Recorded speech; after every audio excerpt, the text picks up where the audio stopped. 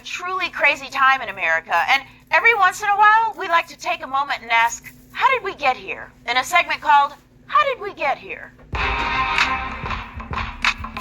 It's Black History Month! Yay! Every morning this month, I wake up and look to see what's waiting for me under the Tubman tree. Will it be a white person telling me what Martin Luther King would have wanted? Or, better yet, someone saying, why do we need a Black History Month? How would you like it if we had a White History Month? You might be thinking that's crazy. The only reason we know about such notable white achievements as Betsy Ross's apparently groundbreaking ability to use a needle and thread, or Paul Revere's remarkable ability to scream and ride a horse at the same time, is because every month is White History Month. But hear me out. I think we do need a White History Month because the American history that's taught in schools is so whitewashed, we don't learn the real story. We learn lies like George Washington chopping down a cherry tree, but not the fact that George had 18 slaves before he turned 18. 18 slaves! When I was 18, I didn't have 18 shirts. I had 3 shirts, and they all looked like this. Each one of them cuter than the last. We learned that Abraham Lincoln said 77 years ago, but not that he said, I am not, nor ever have been, in favor of bringing about in any way the social and political equality of the black and white races. There must be the position of superior and inferior, and I am in favor of having the superior position assigned to the white race. They don't put that on the penny.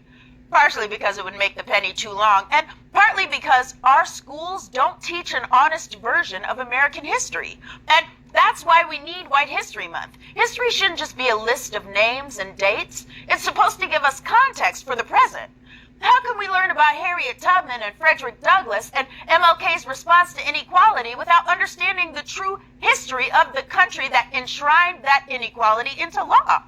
For example, in regular history, they tell you the Second Amendment was created to protect against tyranny. But during White History Month, you would learn the truth, that the right to bear arms was added to the Constitution so white men could keep their slaves in check. That is a true fact. See how much we're learning? White History Month is fun! I hope you're taking notes in your White History Month Trapper Keeper. See, at the time the Constitution was written, most states required every able-bodied man who lived there to serve on a slave patrol. These states had posses of white men to keep black people in line. And in the 1700s, they didn't have the kind of advanced adhesive technologies we have now. So slaves couldn't wear name tags. So the slave patroller guys just stopped every black person. Over time, those slave patrols eventually evolved into militias, and during the Revolutionary War, those militias became the American Army. And when the war ended, America had a bunch of roving bands of men who had guns, so they put those men in charge of putting down slave rebellions. And eventually, they put them in charge of enforcing all the laws, or as they called it back then, policing. If you're still taking notes, I bet your Trapper Keeper just exploded.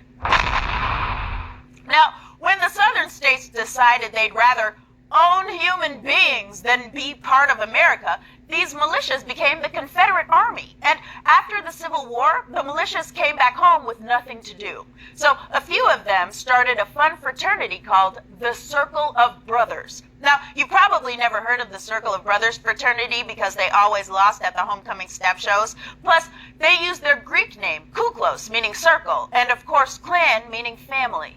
You call them the Ku Klux Klan. That's who enforced racial terrorism during Reconstruction. That's who used violence to enforce Jim Crow laws. That's who carried out the lynchings during the Red Summer of 1919. Google it! That's who still stops and frisks black people at 10 times the rate of white people. That's who still shoots and kills unarmed black citizens at 3.5 times the rate of whites. Because for most of America's history, there's been no difference between the Klan, the police, and plain old racists. So why don't we all know this? Because while Southern men were busy forming the KKK, Southern women were busy forming a fun club called the United Daughters of the Confederacy.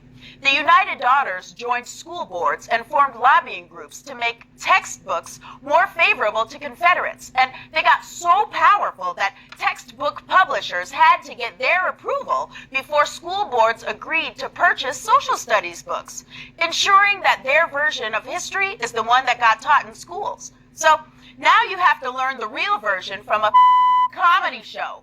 It is impossible to understand politics, the black community's relationship with the police, or why we even need to say Black Lives Matter if we don't learn the history of this country. So yes, let's have a White History Month. Let's have 12 of them. Otherwise, we'll never learn information that's crucial to understanding our own country. Like the fact that once upon a time, there were slave patrols who became militias, who became Revolutionary Army, who became the police, who became the Confederate Army, who became the KKK. Just because they don't teach that in schools doesn't mean you can't learn it. But you're going to need a lot more trapper keepers. This has been How Did We Get Here?